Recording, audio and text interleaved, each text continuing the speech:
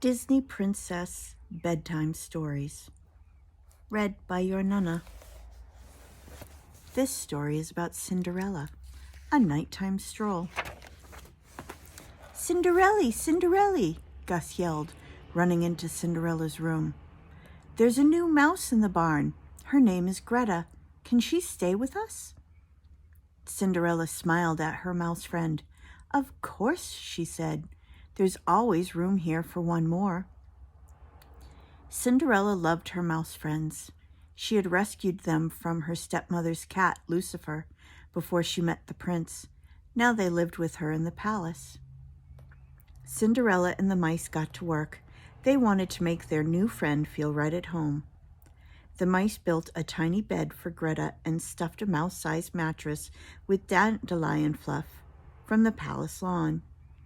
Meanwhile, Cinderella sewed Greta some new clothes, and Gus made a nightstand out of a spool with thread. Greta will sleep like a baby mouse, Gus said, placing a small vase of flowers on the nightstand.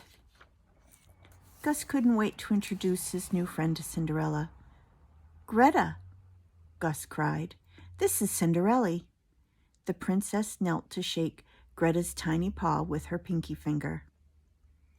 You're very welcome here, the princess said. You must be hungry. Greta patted her tummy and nodded. Cinderella smiled at her new mouse friend. Well, why don't we get you dressed and then we'll have a nice filling dinner.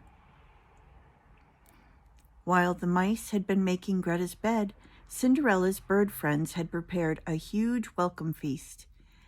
There was a baby lettuce salad, grilled cheese soup with tiny toast corners, and every kind of nut the palace kitchen stocked. Greta happily dug into the food while the mice asked her all sorts of questions.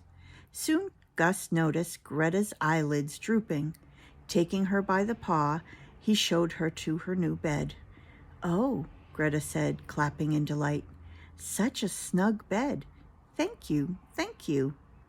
Greta climbed into her bed and was soon fast asleep, snoring softly into her dandelion pillow. Later that night, a shadowy figure marched down a path in the royal garden. Halt, one of the watchmen called. Who goes there? The guard knelt down and peered into the shadowy lane. Why, it's one of Her Highness's mouse friends, he said. Greta rubbed her eyes and looked around. Where am I? She asked, confused. The guard smiled and told Greta that she was in the garden. Then he walked her back to the palace. The next morning, Greta told her new friends all about her nighttime adventure. It was so strange, she said. One moment I was in bed, all cozy and snug, having the nicest dream. And then what happened?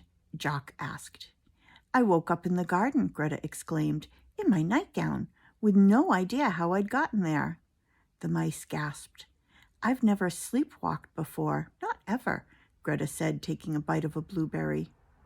Everyone agreed that Greta's sleepwalking was likely a one-time thing. She was probably just getting used to her new bed. I'm sure it won't happen again, Greta agreed cheerfully. That night, Greta went to bed confident that she'd stay put until morning. A few hours later, though, she woke up at the palace gates with no memory of how she'd gotten there. Then, the night after that, she marched right through the gates and into the street. Rats, Greta said as a kind villager walked her back to the palace. Over the next few days, Cinderella and her mouse friends did everything they could to help Greta. Jacques tried giving her a glass of warm milk before bed. Always helps me sleep tight, he said. But that night, Greta woke up in the middle of the village. Gus tried putting noisy crumpled paper around Greta's bed, but she marched right through it without blinking an eye. Cinderella tried putting a mouse-sized gate at the front door, but Greta picked the lock and waltzed right out of the palace without waking up. I didn't even know I could pick locks, Greta said. You learn something new every day. Or every night, Gus agreed. No matter how hard Cinderella and her friends tried to keep Greta inside the palace, nothing worked. Every night she woke up farther and farther away. Finally, very early one morning, Greta woke up with sore feet in a village she didn't recognize. She'd never been that far from the palace before. She couldn't even see it on the horizon. Where am I? The little mouse wondered out loud as she walked the streets. The town she'd sleepwalked into was tiny and quiet. Everyone was still asleep. Suddenly, Greta stopped. The most glorious smell was wafting out of a little shop. "A cheese shop," Greta exclaimed. The glorious smell that practically had her floating closer to the door was cheese, but not just any cheese. "I've never smelled a cheese like that," Greta murmured. It was stinky and rich, and she was sure it would taste amazing. Greta raced all the way back to the palace. "I solved the mystery," she said, bursting through the door. Greta explained her latest adventure to her friends. "My nose has been leading me to that cheese shop every night," she said. "It just took me a while to get there." Everyone was curious about the amazing cheese. What could smell so wonderful that it made Greta sleepwalk all the way to the next village? So shortly after breakfast, Cinderella summoned the royal coach. Soon she and her mouse friends were on their way to the countryside. "There it is," Greta squeaked, pointing to the shop. The coach pulled to a stop and the friends climbed out.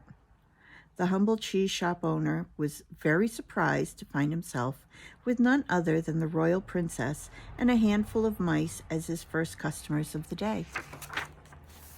Greta took only a few seconds of sniffing around to identify the stinky cheese she'd been sleepwalking toward. "It's this one," she said. The shop owner happily gave Greta a sample. "Oh, it's glorious," Greta said. "It's like sunrise and sunset and smelly feet all rolled into one." Cinderella was glad her new friend had found something she enjoyed so much. With a wink at the shop owner, she bought an entire wheel of the cheese for her little friend. That night, Greta had a wonderful bedtime snack. Several tiny crackers smeared with her new favorite cheese. "Yum," she said. "That really hit the spot." Then, her tummy full, she snuggled into bed, where she stayed all night. I hope you enjoyed that silly story. I will read to you again soon. I love you so much.